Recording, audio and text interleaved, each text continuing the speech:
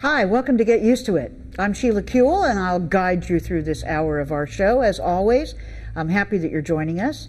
Every so often we do an interview with an individual. We call it Voices of Our Lives, an individual in our community who has pretty much spent their lives making a difference, working in the community, and today's guest, as they say, is no exception. Today we're going to be talking to Rodney Scott, who's the president of our Christopher Street West here in Los Angeles, which is the organization that puts on, well, our parade and other gatherings and events, and I'll let Rodney tell you about that. Rodney, welcome. Thanks.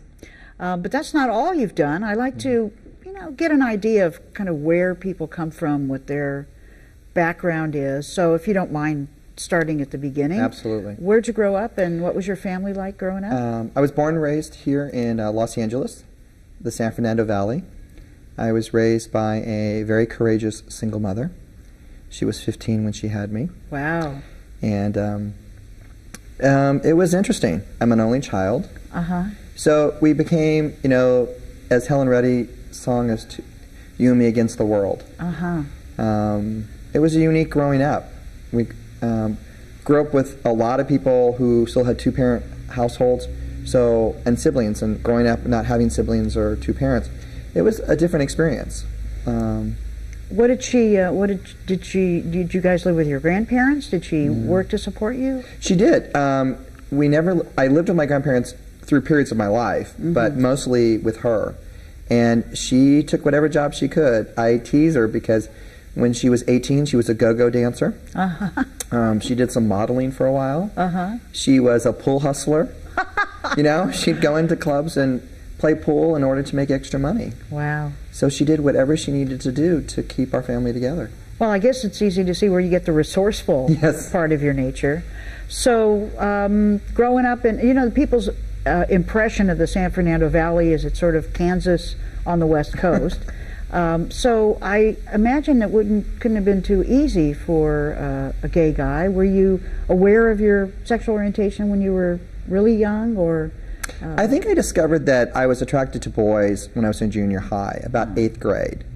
And I remember pretty vividly walking by the basketball court and seeing high school students playing basketball. I'm like, oh, I like that. And I wasn't talking about the game. I clearly didn't want to play basketball. Uh-huh. So instead I played tennis because it looked, like a sport I could play. Uh-huh. But then I realized that it was significantly different for me. And the Valley, that time, was very conservative. And I don't know that it was difficult at first because I don't think I recognized what was so different about me. I learned very quickly to become resourceful and to find power centers or communities to hang out with so I would be safe. I learned very early on that I became friends with actually the girls, because then the guys would leave me alone because I was their girlfriend's friend. So I created safe environments that way. And I did that all through junior high and high school. Now, of course, we didn't have any laws about harassment or any awareness about stuff in schools. Were the teachers aware, and how did they treat the kids? Well, it was interesting.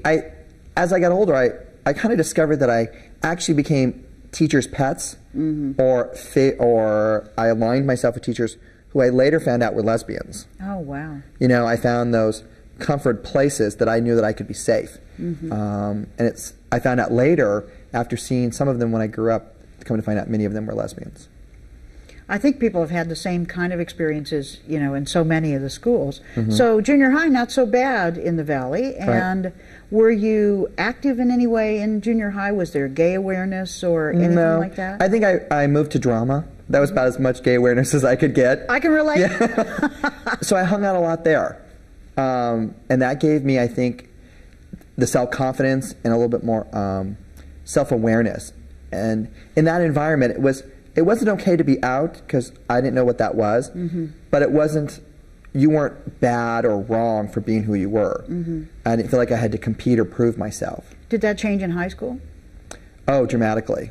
Actually, it was interesting. Most people will go to a more maybe liberal place, or they'll go farther out. I became far more conservative, actually, in high school. I joined Young Republicans. I joined Junior Achievement, and I created a kind of a very conservative environment around me that seemed to be a lot safer. Why was it safer? Not being a sports jock. You know, people are like, why aren't you out doing football or baseball? It kind of kept me a little bit more in a safer environment. And I could negotiate very well. And I could debate. And I could carry on a conversation. So people didn't look at me in that arena of questioning my sexuality. They looked at me, oh, he's the one who, if we need to get a petition done in the school, he's the one, if you need to move an issue through student government, you come talk to him. Or so it's kind of training in a way on political work. Right. But did you feel ever that you were kind of working against yourself? I don't think I was that aware at that point. I think I was more, it's about trying to find a skill set and a place that I could thrive and be safe. I learned, unfortunately, or fortunately, through my mother, that safety was a huge issue for me growing up. I grew up in a very domestic, violent household. Unfortunately, she was with people who were very violent with her. So you learn different skill sets and how to maneuver through situations. And for me, my ability to have humor, tell a joke, to align myself with the administration and the teachers allowed me to navigate through school much easier. And did you go on to college? Yes. Also in the Valley? Also in the Valley. I stayed Valley boy all the way. Well, actually, I went to school with Moon Zappa, who sang Valley Girl. So I had to keep, you know, my heritage moving along. And I came out. I really came out. I was 18. And I actually came out to my family before I had ever been with a man. Recognized that I was clearly gay, and it was going to be okay. Was there an atmosphere? Was there a awareness of a movement? Was there something that made you feel, as a man who values safety, that it was more okay to come out to your family? No. At that time? No. I think that I came to an awareness that for myself and my own well-being, I couldn't suppress it anymore. That I was like, this isn't right anymore, and why should I be ashamed? It was interesting. The minute I decided to tell somebody publicly, I no longer felt shame. I'm a huge fan of National Coming Out Day, which is, you know, lands on my birthday, which is wonderful. But I'm a huge fan that it really, you coming out telling the truth of who you are releases all that pressure.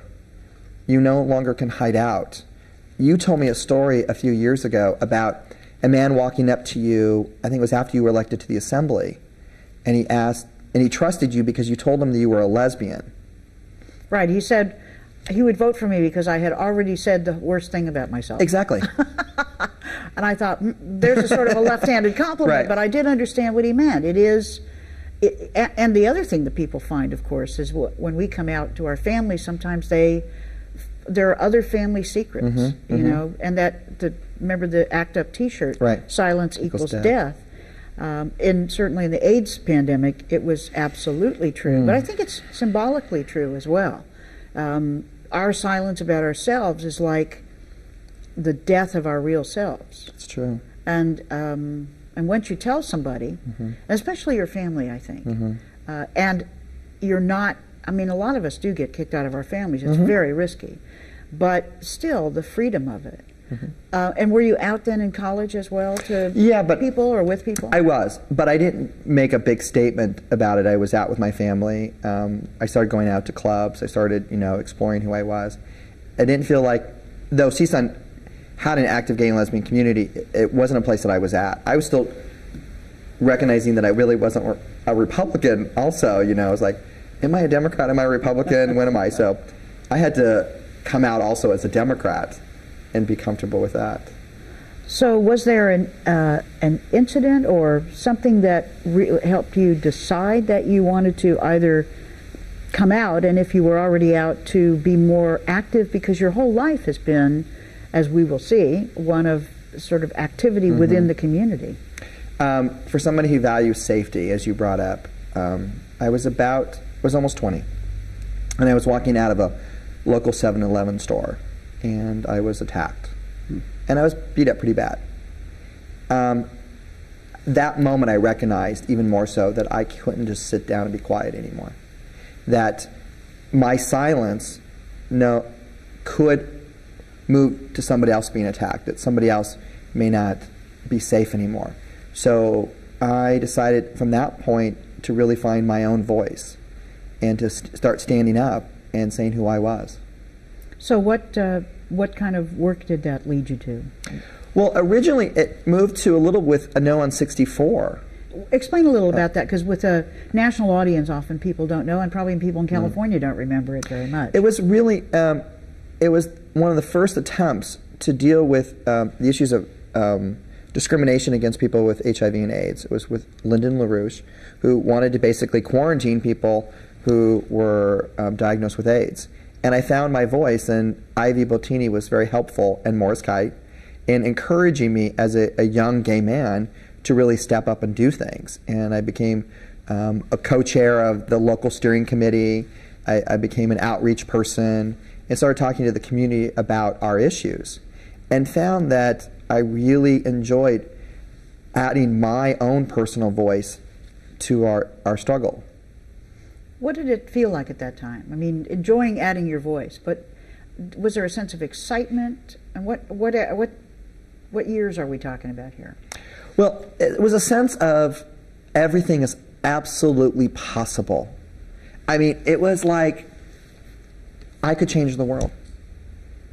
In those moments, I honestly believed that me alone with everybody else could change the world. That there was no stopping us, that no one was going to stand somewhere and say no to us and go away. And my church, I was attending my church at the time, we lost over 150 people in our church to AIDS. And it was heartbreaking, and I can never describe what that was like. But what it did for me was say that I can't be quiet. I have to contribute in any way that I can. And that first political movement of No on 64 really gave me that opportunity. What was the work that you did within No on 64? I did mostly outreach. You know, I did some canvassing, did some outreach, a little bit of fundraising, which I found that I loved the most. And I felt really comfortable asking people to give to our issues and give to our causes. So what came next for you? Shortly after that, I joined a couple local community boards. Aid for AIDS was one of them. I did a small stint with them as an interim executive director while they were replacing somebody. And then I went to work with the Gay and Lesbian Center in Los Angeles with West Hollywood Cares, which was really the first education prevention program with Zelda Rubinstein about HIV and AIDS. For them, I went to work with some other HIV organizations. And then I kind of took a break from that environment and started moving more into political work. Started doing some more political campaigns, initiatives, and focusing more on fundraising. You know, it's interesting. Obviously, I see a connection, but it's interesting to me how many people in our community, and I don't mean those who are most active or those who are political, but many people in the community don't actually see the connection between politics and their lives, between issues of their lives. As a matter of fact, they have a very negative impression often of politicians. So talk a little bit about the connection as you see it, because I think the way a person spends their life also indicates what they think is connected to what, because they move their skill set to places, and it's a choice. You were working in, you know, AIDS education and outreach, and then you started working on campaigns. Now, it wasn't necessarily always for money. I mean, often you were a volunteer in these campaigns. What's the connection? Well, I think let's use an example that we're experiencing in Los Angeles right now, or in California.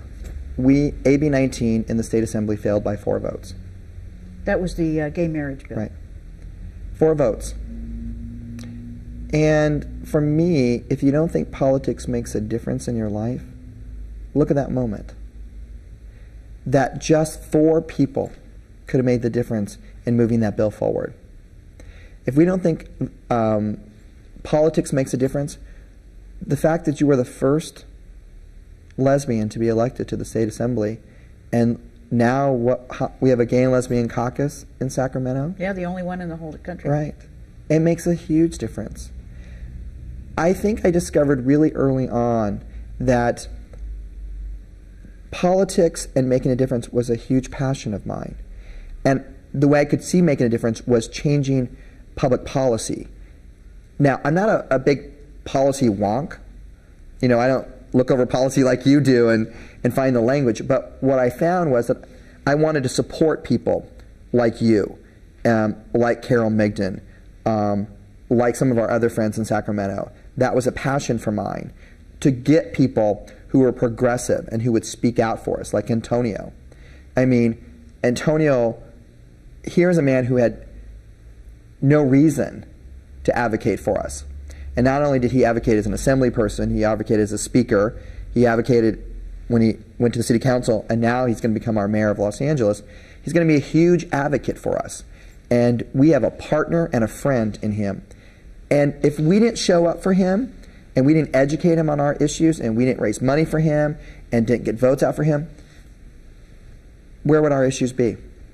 Well, I think that it's very true. I mean, I think mostly people don't understand the connection between policy itself and their lives, and who makes the laws. Healthcare financing, for instance. You know, the fact that the Ryan White Care Act is up for reauthorization in Congress. Who in our community, except for AIDS activists, know anything about that and is trying to find out who's with us and who's not with us? We'll have an election, you know, a number of elections in California for Congress. And I think people often do not weigh the value of a particular candidate, you know, based on, it shouldn't only be that. Obviously, there's other economic issues that we care a lot about, and not just ours. Poor people, people who need health care, etc. But it's good for people to understand the connection. Well, I think people need to understand that if people are standing adamantly opposed to gays and lesbians, that they're adamantly opposed to people's lives. I'm a firm believer. If you stand up and you say you oppose gay marriage, you're opposing people's lives. It's not a debate for me. It's not an issue that you can be, well, you know, economically, it's, you know, it's not, that's not the case. We are denied basic human rights. Marriage is one of them. And you said a long time ago that no civil rights movement has ever failed in this country. This one isn't going to fail either. It's true. And I am determined, through whatever small contribution I can make, and adding my voice, that I want marriage in my lifetime.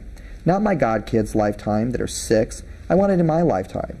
I want to be able to walk down an aisle, get a piece of paper, and have the same rights and privileges and obligations with my partner.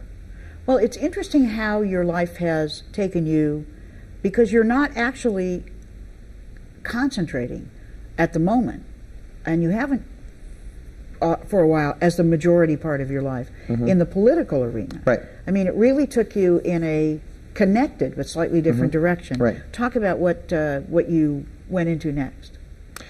After I started doing the political work, is that what I stayed in politics for a while and I raised money, and then about 5-6 years ago, let's say about 10 years ago, I went to Prides. I started working in the Pride movement and went to Long Beach Pride and did some work with them, and then became president of Christopher Street West, which is our Pride celebration here. Now, is that are we talking parades or more than parades? I did mostly media and corporate outreach. I realized that money makes a difference, and the impression that people have us through the media makes a difference. So I found that I could contribute in that arena. Well, let's talk about these Pride celebrations. Okay. They're not really all that old, right? No. I mean, how long has Christopher Street West been doing Pride? Just 35 years. Well, it seems long for a lot of us, I guess. And considering I'm only 35. Okay, maybe. Yes. I buy that. Okay. You and I both can be 35 for the rest of the show. I wouldn't be 35 again, thank you. I might be 45 again, but maybe not that, but not that young. But it's an interesting phenomenon, sort of in the big picture. We've got a movement that is about changing the law. We've got a movement that's about, coming out and changing people's minds. But we've adopted the word pride. And I think it was as a sort of antidote to shame. You needn't be shamed, and not only unashamed, but proud. That was a big step, and I think a very good choice. Then the question was, how do we demonstrate that we're proud? We come out, we're not ashamed. I mean, it was still a little unclear. And I think these events became sort of the focus for how we demonstrate that we're proud. But it's not only proud, it's sort of out and really out, and here we are, and as we say on the show, get used to it. But you now spend a lot of time working on these events. Talk to me about why you think these are important in our community.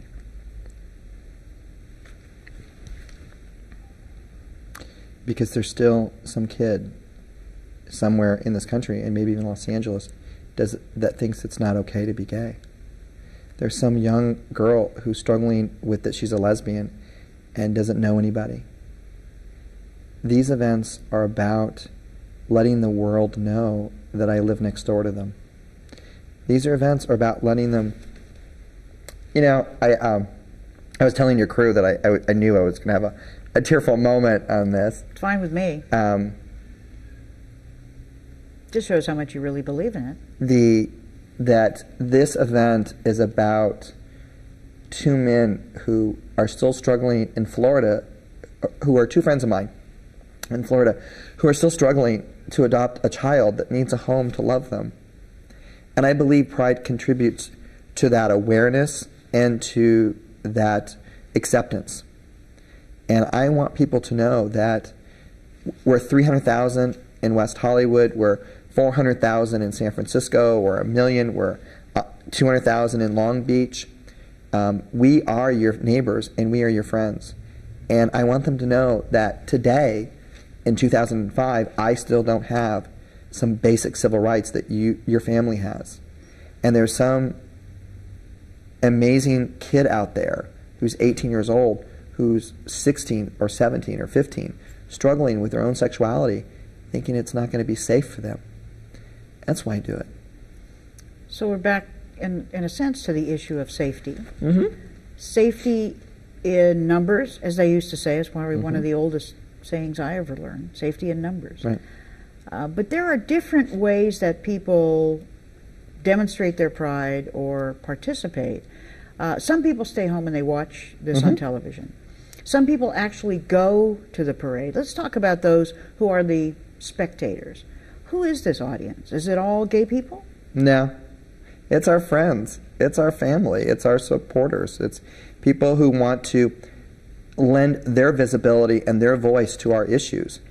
Everyone who lines that street in Santa Monica, or everyone who lines the streets in San Francisco, Boston, New York, everyone who turns on that channel, they're lending their voice to our issues.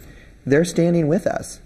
I was sharing with a friend of mine that my boyfriend's mother is here visiting, and she's from Argentina, and she came to support us, and she judged the parade, but she was also there because she was letting her son know that he matters to him, and that this relationship of meeting me matters. And that is so incredibly valuable. Well, there's probably a million stories in terms of these events. Now, it's not only the parade that happens, right? Right. What else? Well, we have about a month's worth of Pride activities throughout Los Angeles, ranging from speaking, lectures, parties, celebrations. We co-sponsor a handful of events. We co-sponsor Trans Unity Pride, which is a pride that focuses on transgender issues. We host a mayor's reception a week before the event to invite everyone to this amazing city of ours. Then we have the festival, which is a 3-day activity. It starts off with an event called Club Freedom. It's a clean and sober dance, which several thousand people come. And then we, Saturday, open our festival grounds and have an amazing celebration. Do a lot of people come? We have over 300,000 people for the weekend. Wow. In a city that has a population of about 40,000. So we take over the city. It's good thing we settled the hotel strike. I know. Thank you so much. We so appreciate it. So the people who are spectators, they're supporting us, they're enjoying themselves, they're identifying often with us. They want to see, who's there and who is like them and who is more fun than they are, and and just like any parade. Now, for the people in the parade, what do you think their experience is like? I can have you ever ridden down the street? Yeah, I have. Imagine spending most of your life people telling you that you're wrong, or that you're not normal, or that you're you should be locked up someplace. Who knows what messages people are given? And imagine standing in a corner and people don't know you, and over hundreds of thousands of people are cheering you for you having the courage to be who you are. Imagine a man who is struggling with his sexuality and decides to come out and do drag, 30-some years old. And he turns the corner at Santa Monica and Crescent Heights, and for the next 2 hours, people are just screaming and celebrating him. I mean, what an amazing experience. And it's not about, they're screaming and celebrating themselves, not just the person in the parade, but themselves, that we are all in this together and that we're all standing up for each other. Well, it's an interesting mix. I mean, anyone who's ever seen the parade, obviously in the old days, and maybe even today, you can tell me there's some critique because the bar floats are they're pretty naked, they're pretty sexual, they're pretty having a good time, they're pretty about party, they're pretty not about anything very serious. And then you have, elected officials and various officials, etc., waving from their cars. And then you have organizations and groups that march who are doing the work of the community in many, many different ways, either the religious work of the community or for themselves and community participating, healthcare work, etc. Do you think it makes sense to have such a mix? Absolutely. It is who we are. It is truly who we are. We are that 18-year-old drag queen. We are that 65-year-old grandmother. We are the clubs. We are the organizations. We are the elected officials. We are all that.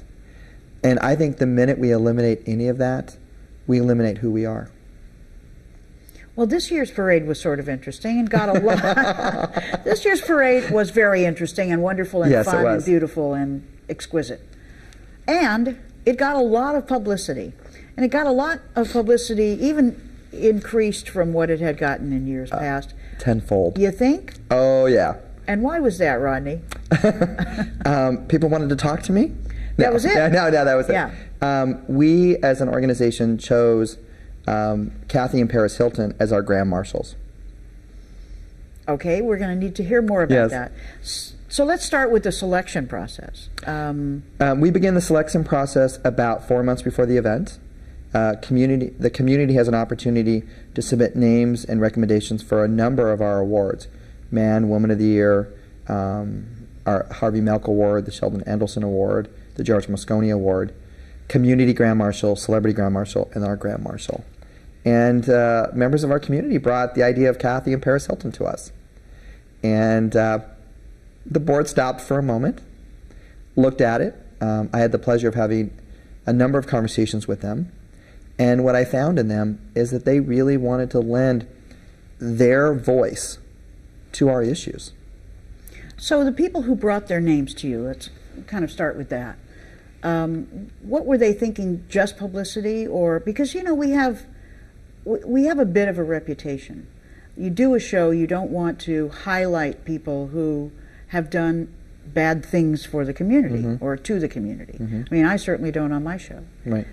So the parade itself, if it is a statement of pride, the Grand Marshal, though it's often a person chosen for celebrity, they at least need to be somehow with us.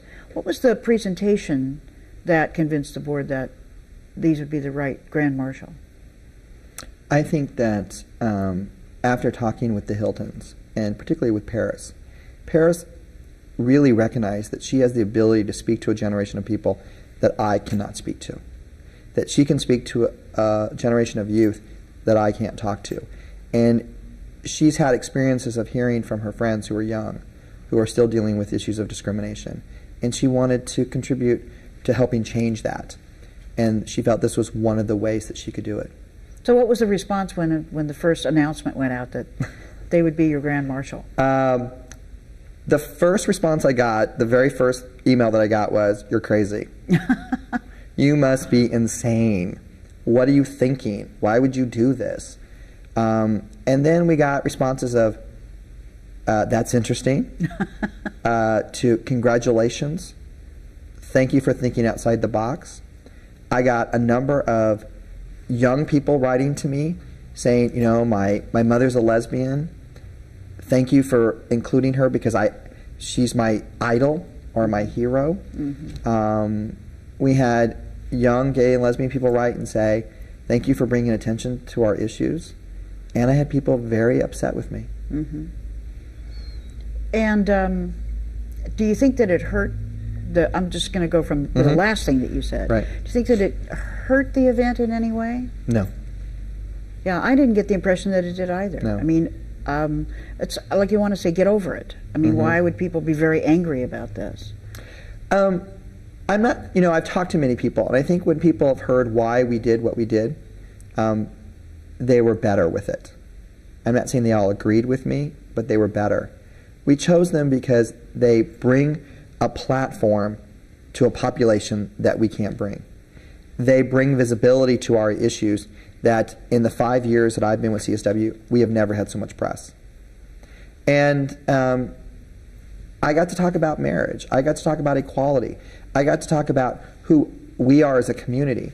And I don't know that I would have had that same opportunity if we hadn't chose them. Well, I think it is very... You mean to media that wouldn't have paid attention to the parade except for this?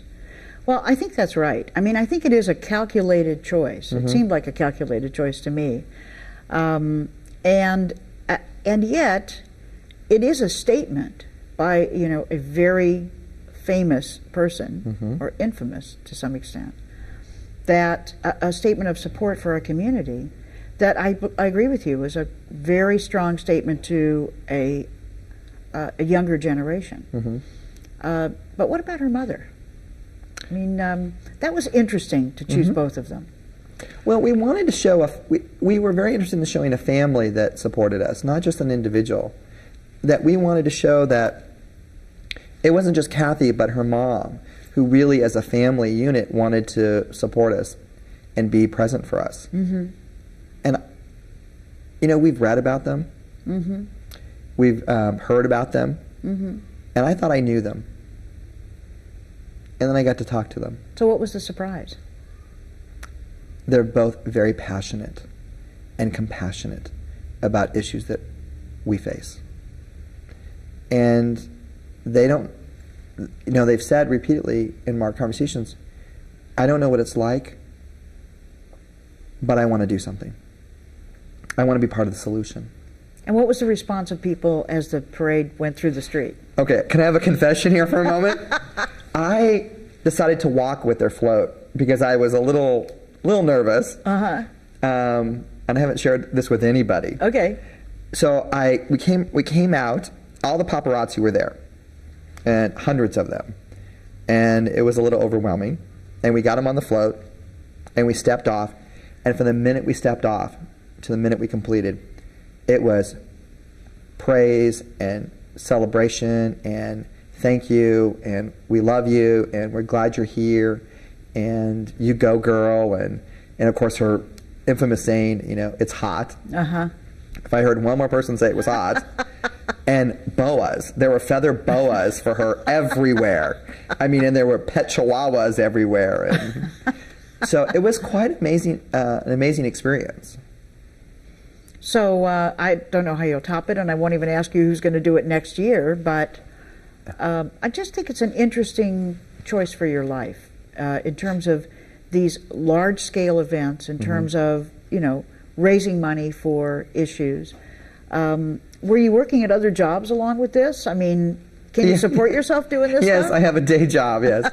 And an incredibly supportive day job. I actually work for United Church of Religious Science, which has 180 plus churches all over the country and some international.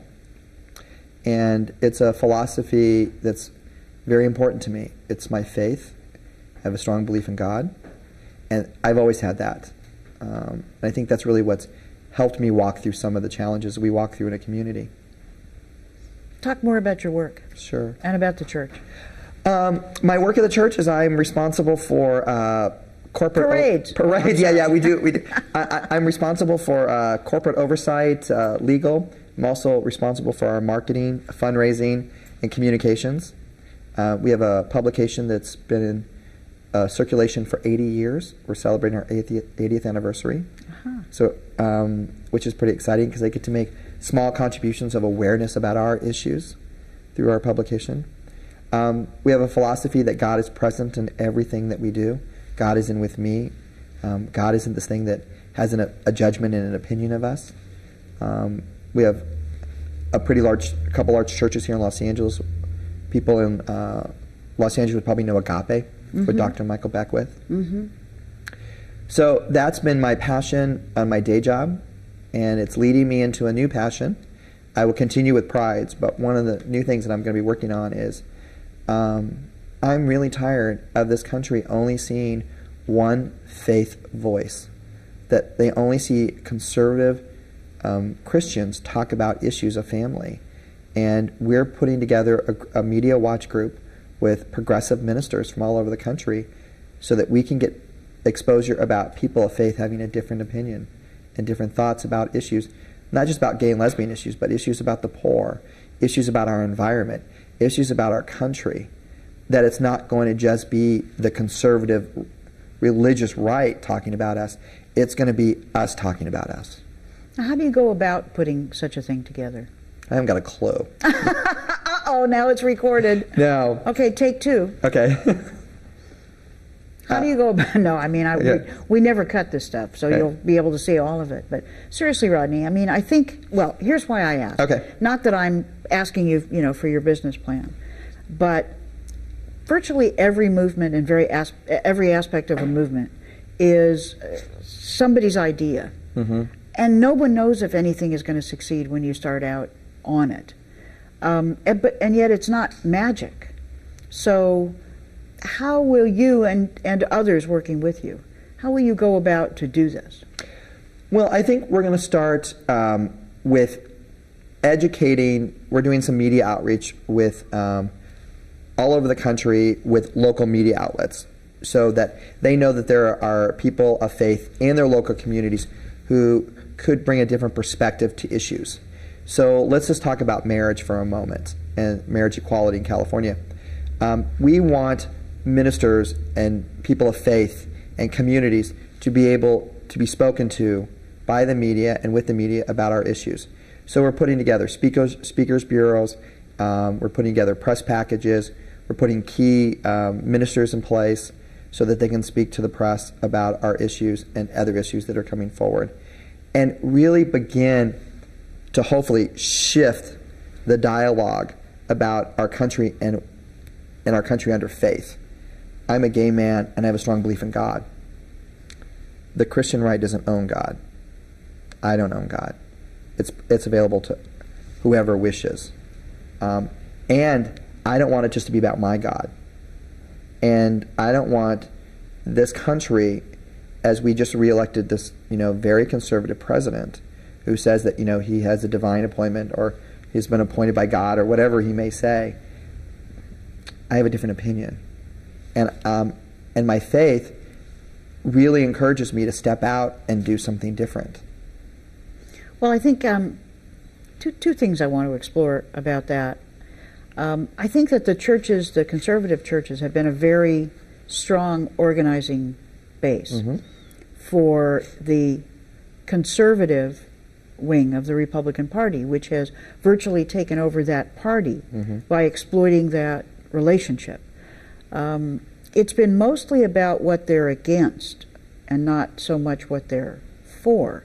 And I think that the more liberal people of faith have been a little bewildered. It's sometimes very difficult to know how you meet such harshness when you are a person that's about compassion, about mercy, about understanding, about, encompassing all people.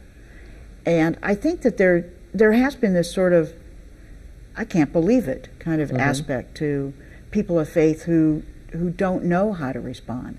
Sort of like when you listen to talk radio, and you say, well, why aren't the liberals doing that? Well, the liberals don't do that kind of red meat, say the first thing that comes into your mind, whether it's true or not, radio. They just don't do it. We've started to a little bit with Air America. Isn't that, they were at the festival. Well, I mean, I think that, and a lot of people said it's about time, and yet it's not proliferating in a way because we're not about anger. And it puts you at a disadvantage. It's sort of like if, like we're experiencing in California, if the governor is interested in war and the legislature is interested in a peaceful resolution for whatever, a budget or whatever, war is always more adamant.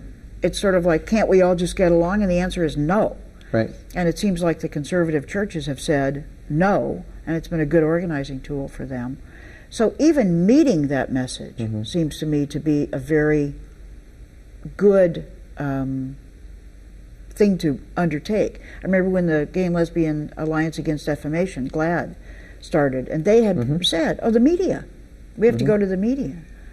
So do you think will your participation be part of sort of organizing a message, training, kind of how do you see your work in it? I think my work is going to be working with the media to help move them to key players in our community and larger communities with people of faith, hopefully raising some awareness and some money to be able to accomplish this. I'm really committed that we need to make the difference in the media with religious messages. Because night after night, day after day, and the millions of books that are being sold are messages that are really out there that are hurting us. And it's going to sound corny, but I do have in my office a sign that someone made for me, which is your quote, is that no civil rights movement has ever failed in this country. And we're not going to fail. So I'm looking at what the next frontier for me is in contributing to that message. Well, in the broader context, talk about faith for a minute. I think so many of us experienced rejection from our churches, from our synagogues, certainly from our mosques. It seemed like we had no choice but to abandon religion because it had abandoned us.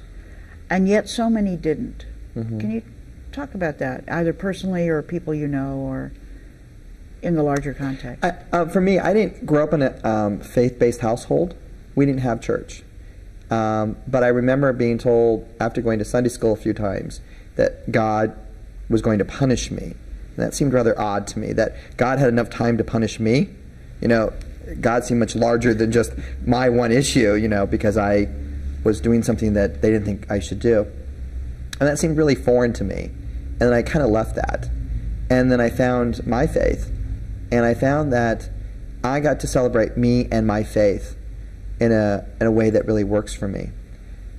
And that's the other reason why I want to do this work.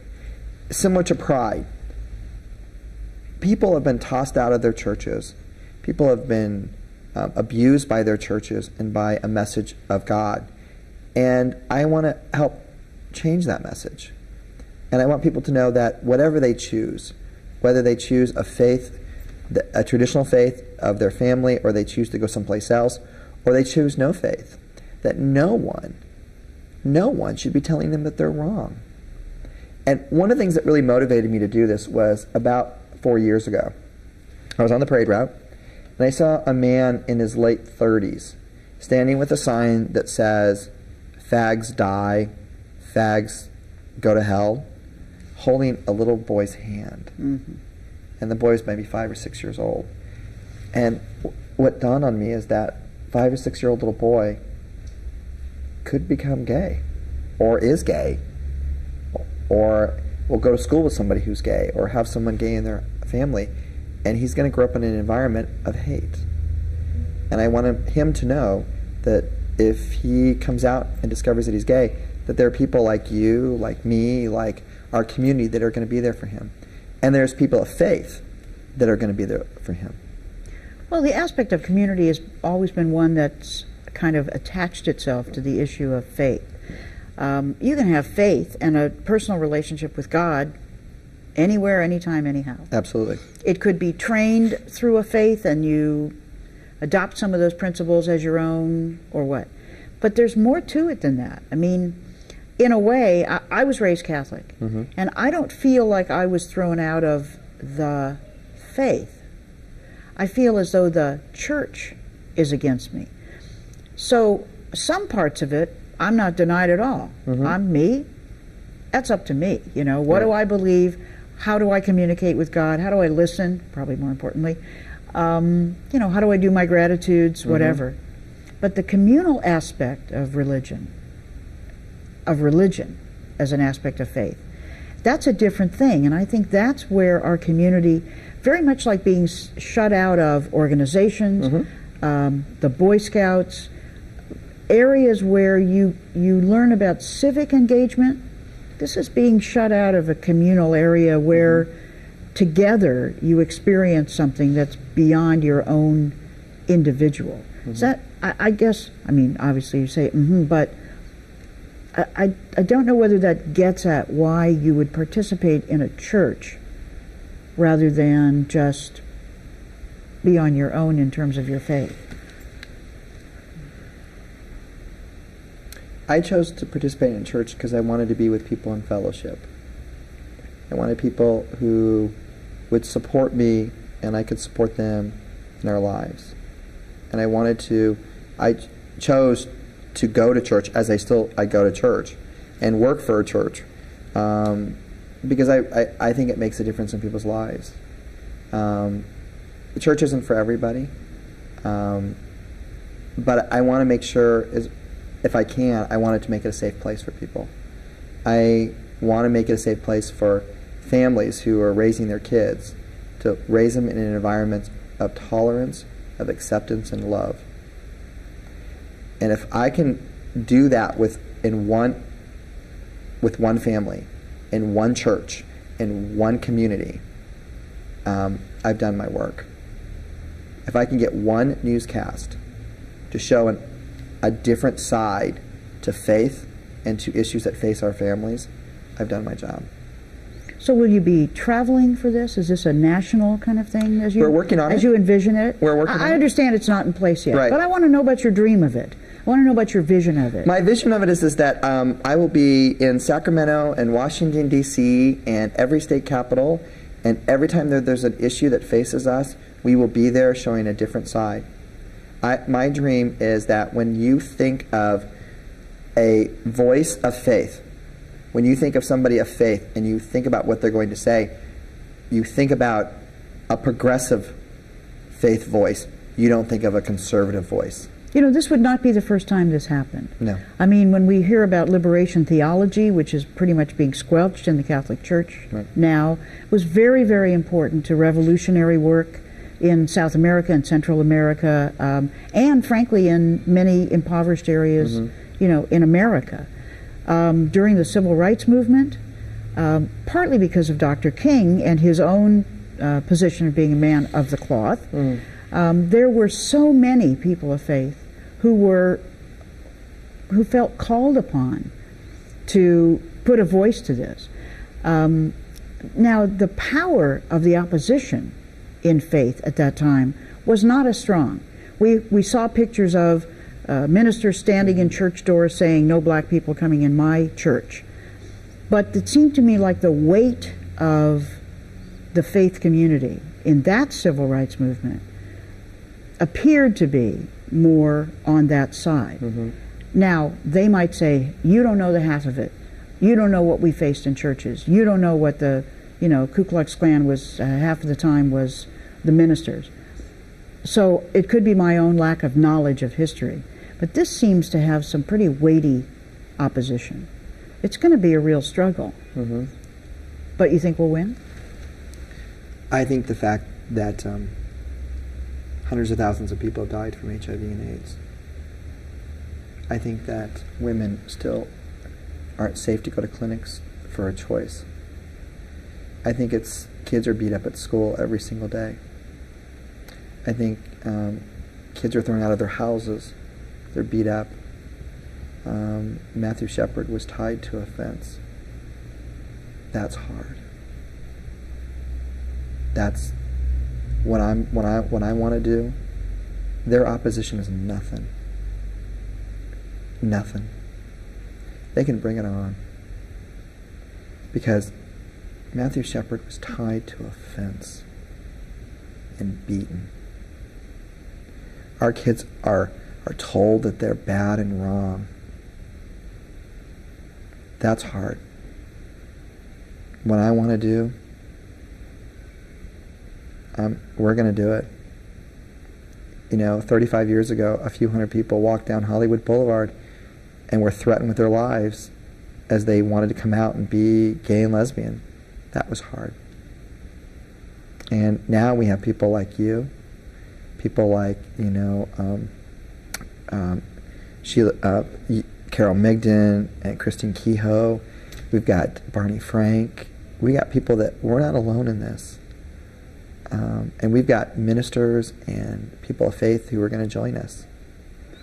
Do you know, Rodney, those people who went before, that made it easier for us too. And I know what you're saying. I really understand that. I have not been threatened very much, and yet younger people look at me and say, "I can't imagine what it was like when you were all by yourself up there." And they think of me as being all by myself, though I wasn't. Antonio and I, for instance, were elected at the same time. But I know what you mean. Still, I think your life has been, so far, and you're very young. Thank you for pointing that out. Well, you are. Certainly to me, but I think just in the world. Right. It's really been an example of how you can, just by your own choices, make a difference. And so tell me, are you happy with your choices? You glad you took this life path? Yes. What would you change? Anything?